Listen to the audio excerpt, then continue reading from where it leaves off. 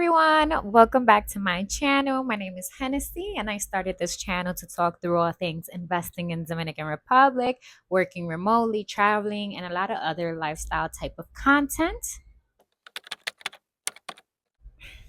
So, for those of you who don't know, I recently started this channel. So, this is what I'm haven't even been on YouTube for 2 months.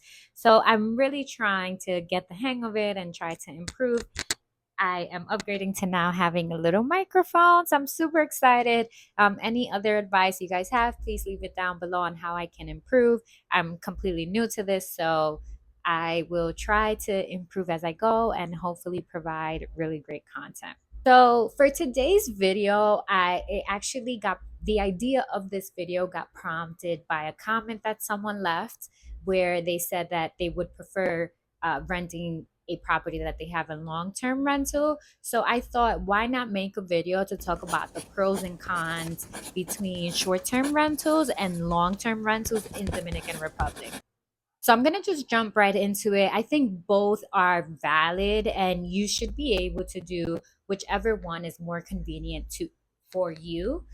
So both, whether you want to, put it up as a short-term rental in platforms like Airbnb, Verbo, and Booking, is completely valid. Or if you want to rent it out as a long-term rental, then that's also valid. You should be looking at the pros and cons and see what best fits you, your lifestyle, what you're trying to accomplish, and both ways are completely valid. So we're going to start with short-term rentals, of course. So we're going to get into some of the pros and cons of putting up a property on short-term rental. So the first one is higher income potential, right? Because your income potential for short-term rentals is based on two factors: the nightly rate and then the occupancy rate.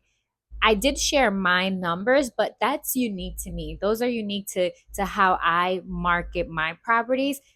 Anyone has the potential of making more than that, making less than that. It really depends. There's so many factors that go into that.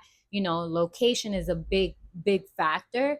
So definitely, the income potential for short-term rentals is a lot higher, especially in Dominican Republic. And we're going to talk about that because that's also one of the factors why long-term rental may or may not be the right thing for you to do. So again, for short-term rental, higher income potential is a big one, is a big pro, just given the nightly rate and the occupancy rate and how much money, how much potential you have to make in any given month throughout the year. Of course, again, I mentioned like seasonality, those are all major factors. Your audience, where your property is located. There's so many factors to it, but again, there's way higher income potential. And I'm going to give an example of that, right? Because as I mentioned, my house, that was my mom's house, and she just, was nice enough to hand it down to me. I am her only daughter. So, I am lucky enough, that she was able to do that. Of course, that's not the case for everyone. But my mom had that house for like 10 years, and she had it rented out long term.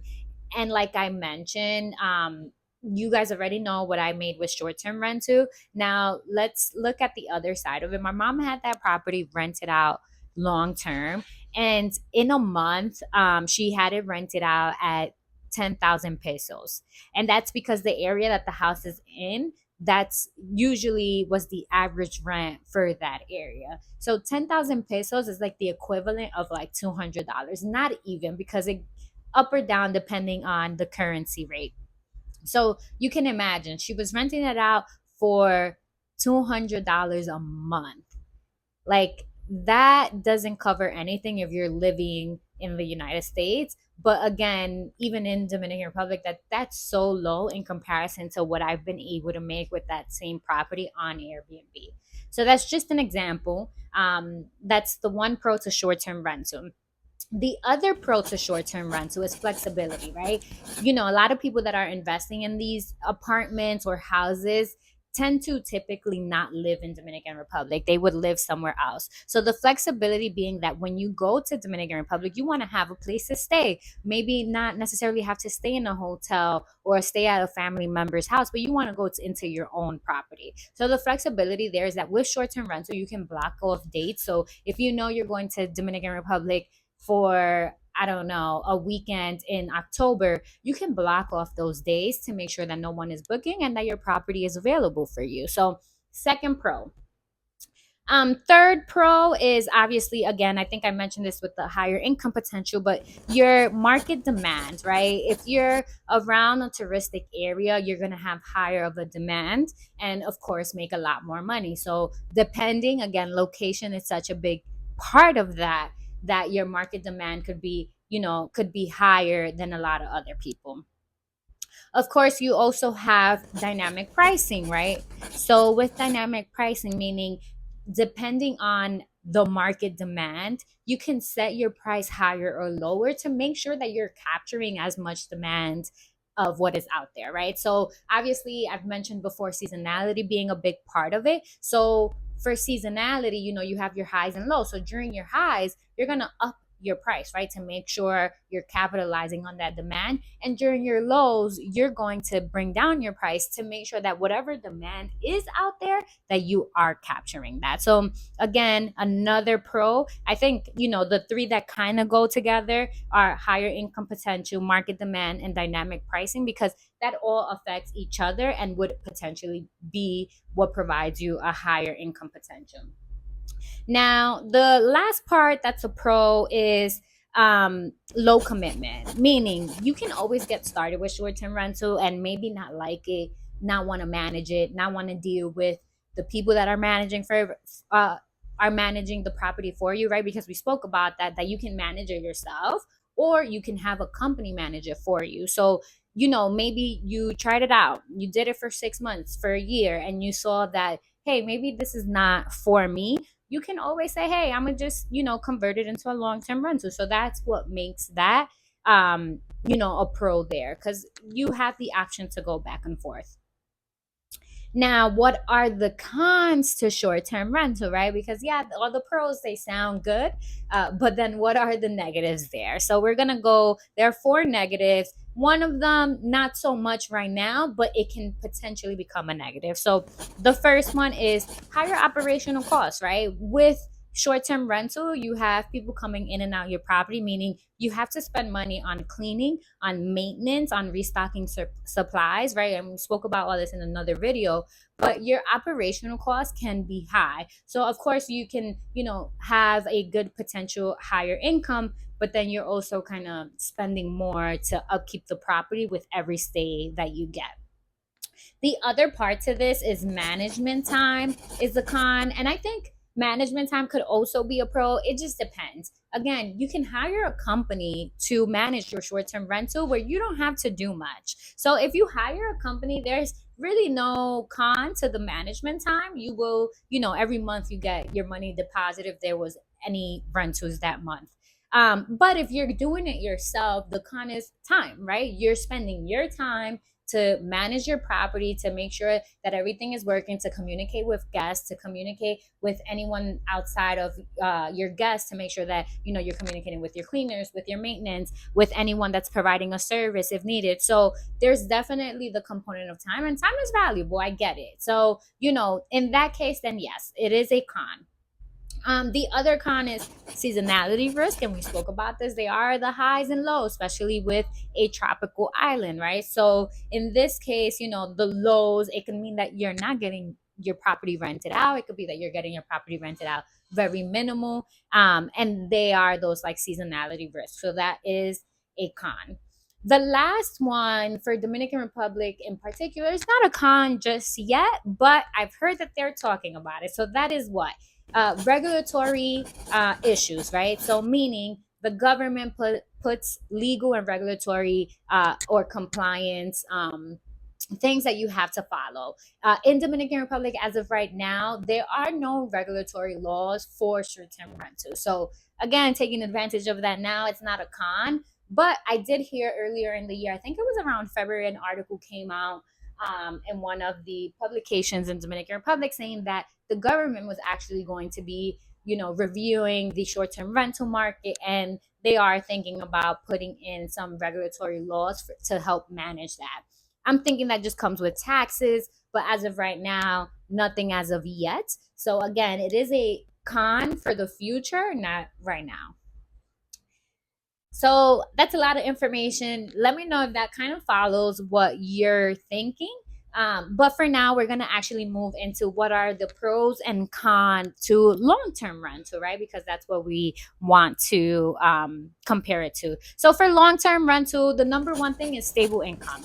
You know that the first of the month, your rent income is going to be coming in, and you already know what to expect. We're in short-term rent, short-term rent, so as I mentioned, has ups and downs. You really don't know what the next month will bring. So long-term rental, you already know what you're gonna get. In a year and a month, you know what you're gonna get. The other part to that, the other pro is less management, right? Because once you rent it out long term, unless something breaks or there's really not much maintenance to it, the person that lives there is pretty much should be taking care of the property.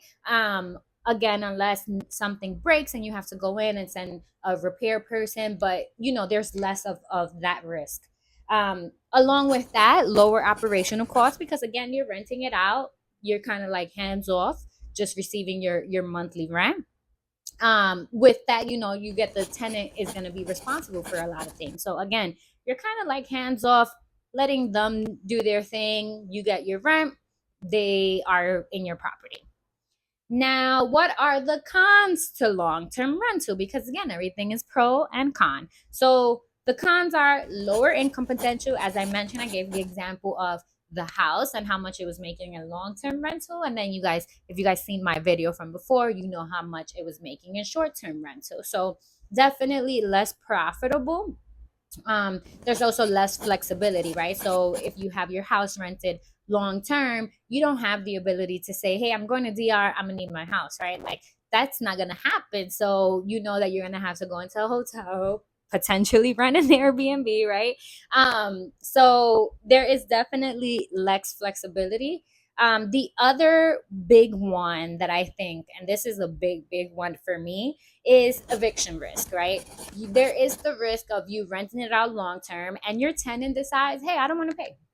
I don't want to pay. And now you have to go through the whole process of getting an attorney, going through the courts, getting them out of there, and you're losing monies, right? So I think that's a big one for me, just because, I've been through that process. Actually, I've been through that process in the United States, not in Dominican Republic, because I've only done short term rental. But because I'm already traumatized from going through things like that in New York, then that's not something I want to do in Dominican Republic. I just refuse. So eviction is a big one. So again, pros and cons to everything. You should be doing what's right for you, for your property, for your goals and what you're trying to accomplish. I can only talk from, my perspective, what has worked for me, but that doesn't mean that because it worked for me, it's going to work for you. It's just, that's what worked for me and I like it that way. So again, evaluate your pros and cons, make sure that they align with your goals,